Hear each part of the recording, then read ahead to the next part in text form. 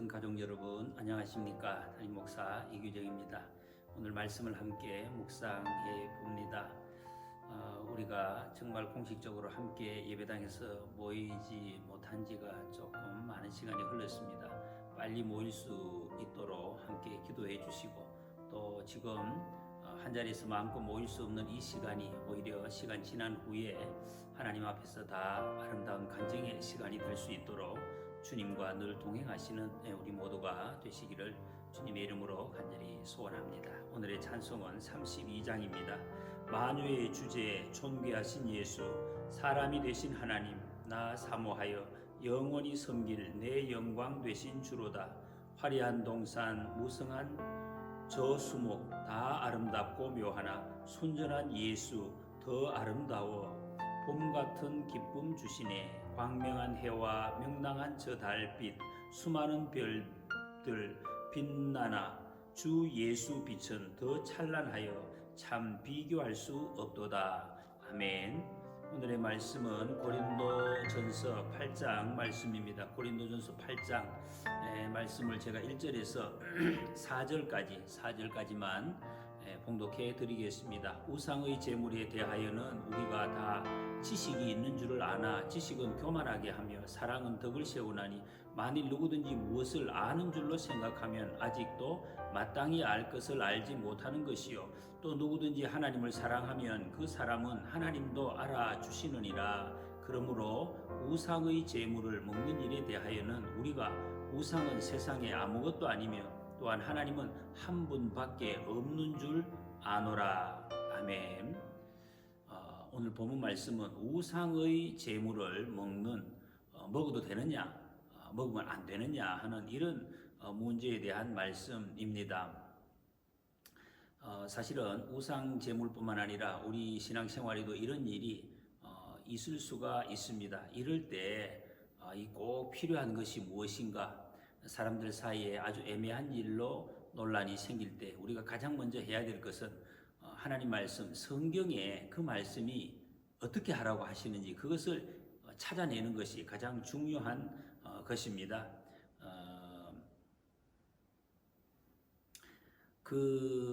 이 말씀이 오늘에 대한 답이 이 4절에서 6절까지의 말씀입니다. 그러므로 우상의 제물을 먹는 일에 대하여는 우리가 우상은 세상에 아무것도 아니며 또한 하나님은 한 분밖에 없는 줄 아노라. 비록 하늘이나 땅에나 신이라 불리는 자가 있어 많은 신과 많은 주가 있으나 그러나 우리에게는 한 하나님 곧 아버지가 계시니 만물이 그에게서 났고 우리도 그를 위하여 있고 또한 한 주 예수 그리스도께서 계시니 만물이 그로 말미암고 우리도 그로 말미암아 있느니라. 이 말씀은 한마디로 우상의 제물을 먹고 안 먹고 하는 문제는 아무것도 아니다, 아무 문제 아니다 그런 말씀입니다. 세상에 여기저기 신이라고 하는 존재들이 많이 있지만 하나님 참 신은 오직 하나님 한 분밖에 계시지 않는다 그런 말씀입니다. 모든 것이 하나님께 속했기 때문에 감사함으로 음식을 먹으면 그것은 아무 문제가 없다 하는 것입니다. 그런데 이런 지식을 가졌다고 문제가 사실 다 해결되는 것은 아닙니다. 우리는 지금 방금 이 말씀을 들었습니다. 그렇다고 해서 그런 마음대로 먹어도 되느냐? 또 그렇지도 않습니다. 바른 지식이 있는데 이 가슴에 사랑이 없으면 어떻게 되느냐? 여기 오늘 뭐라고 말씀합니까? 교만하여 진다라고 교만하여. 여러분 지식이 있으면 교만해집니다. 그리고 이웃을 그것을 모르는 사람을 무시하는 태도를 보이게 되고 그렇게 되면 그 사람이 실족하게 되는 그런 결과를 낳는다 하는 것입니다. 1절 말씀 우상의 제물에 대한 우리가 다 지식이 있는 줄을 아나 지식은 교만하게 하며 사랑은 덕을 세운다 말씀하고 있습니다. 바른 지식이 있으면은 이 고기 먹는 거 이것이 아무런 문제가 되지 않습니다. 그러나 모든 사람에게 똑같이 적용되지는 않는 것입니다. 어떤 사람은 진짜 이 귀신에 대해서 참 정말 믿고 벗어나지 못하는 사람들이 있습니다. 이 심성적으로 그런 사람에게는 이 고기는 대단히 중요합니다. 이 고기가 어디서 왔느냐 하는 문제. 그럴 때에 교인 중에 올바른 지식이 있다고 하는 자부하는 그런 사람 중에서 이 아마 자기라 어떤 과시욕, 나는 아무 것에도 구애받지 않는다 하는 것을 나타내려고 그랬는지 성전에, 신전에, 이방 신전에 가서 고기를 먹는 이런 사람이 고린도 교인 중에 생겨났다는 것입니다. 그 모습을 보고 옆에서 애매한 사람이 있습니다. 자기 양심이 거리끼기는 합니다. 거리끼는데 저 사람이 먹고 있으니까 이거를 말로 거부하지를 못하고 억지로 따라서 먹는 사람도 생겨났던 것입니다. 마음에는 거리끼는데 이거 안 먹는다고 하면 내가 좀 믿음이 없는 사람처럼 보이지 않나 이런 생각이 들었어요. 10절 11절에 보면 지식 있는 네가 우상의 집에 앉아 먹는 것을 누구든지 보면 그 믿음이 약한 자들의 양심이 담력을 얻어 우상의 제물을 먹게 되지 않겠느냐. 그러면 내 지식으로 그 믿음이 약한 자가 멸망하나니 그는 그리스도께서 위하여 죽으신 형제라 라고 말씀하고 있습니다. 여러분,